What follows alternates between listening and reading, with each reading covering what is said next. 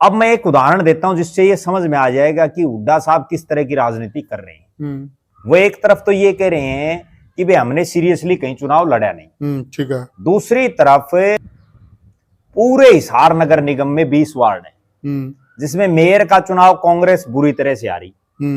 20 में से 12 जगह ऐसी थी जहां कांग्रेस को कैंडिडेट ही नहीं मिला, और एक कैंडिडेट ऐसा भी रहा उनका जिसने फार्म ही नहीं भरा। और उसके बाद ये हुआ कि जो कांग्रेस के खड़े थे या जो कुछ एक समर्थित थे, उनको भी कोई बहुत खास वोट नहीं मिल पाए। एक सीट वो जीते। अब जो मैं गौर करने वाली बात बता रहा हूं, भूपेंद्र सिंह हुड्डा हिसार में थे शनिवार को। अच्छा। और वो जिस एक सीट पर कांग्रेस जीती ना, उस नेता के कार्यालय में चले गए। कार्यालय में, ठीक है।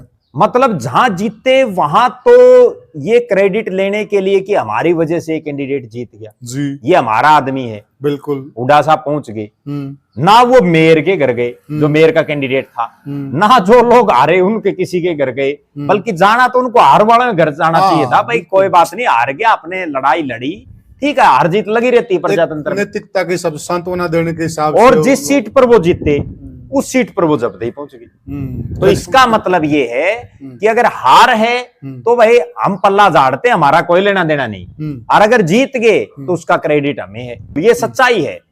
वरना आप एक चीज देखो कि उस एक कैंडिडेट जो उनका जीता, उसके कार्यालय में जाने का फिर क्या कार्यक्रम था।